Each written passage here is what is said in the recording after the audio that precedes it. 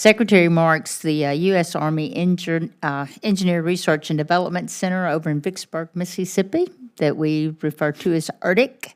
It supports core Department of Defense missions, houses one of the department's major supercomputing capabilities, and manages the DoD High-Performance Computing Modernization Program, big words, that supports advanced modeling, the simulation, the artificial intelligence, and weapons development efforts across the force.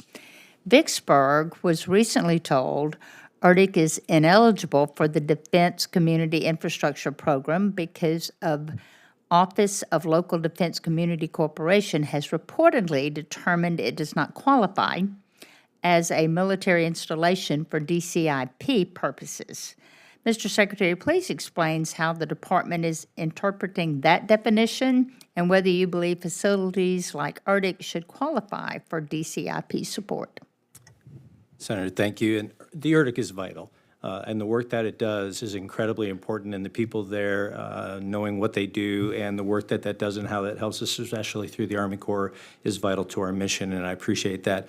We've gone back and asked OLDC. We've contacted our general counsel as well, and there's a couple of statutes. One is under Title 10, 2391, the other is 2687, and the interpretations of those statutes, as we go back to our general counsel, is that they do not fit that definition as a qualifying military installation under the DCIP statute, which then makes that's the purposes of why that makes it ineligible. What I'd like to do, though, is be able to come back and follow up, and let's have a deeper conversation about how we look at that, look at the statutes, so that we can further understand that together, as this was made aware to me just recently.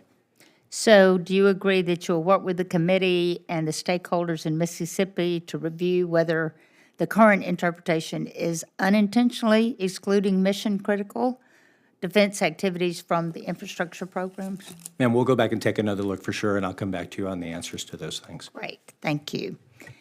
And regarding unaccompanied housing, I appreciate the department's renewed focus on improving barracks conditions and quality of life for our service members that we certainly want to take care of. MILCON funding is obviously a big part of supporting the effort to improve unaccompanied housing. How is the department using other authorities like enhanced use leases, intergovernmental support agreements, and public-private partnerships to help expand and modernize living quarters for our service members?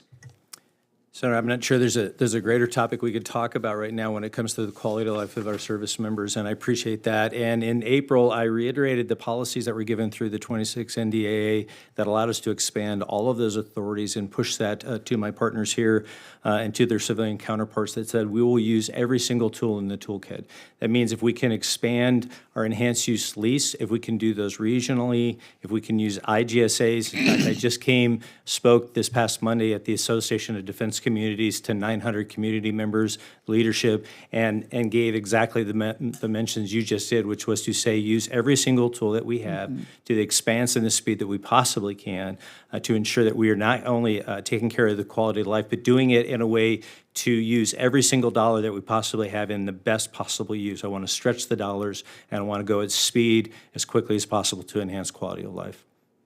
Okay, and are there other additional authorities or legislative changes the department believes Congress should consider to help expand or modernize unaccompanied housing more quickly? Can you identify any specific legislation that we can implement or head toward or introduce, or how can we do that to expand that? So, ma'am, what we've asked first and foremost is I want to ensure always to absolutely use every single authority that you've already given us.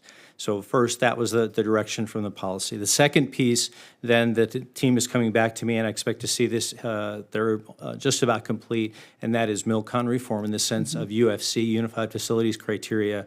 What can we eliminate? What can we reduce? What guidance can we give to our partners, again, that says we can go faster? In that process, there's a potential that we may come back to you and ask for more help on that. Certainly, repair by replace is the other one that we continue to look at, is how can I use that authority, raise those caps to be able to get after that. The last one is to ensure that I have enough resources and language to demo as quickly as possible. I think one of the things from my partners on the table is the ability, so often we're carrying excess infrastructure that I really should take off the table. And so I'll come back to you as soon as we can bring the Milcon piece back to its full fruition.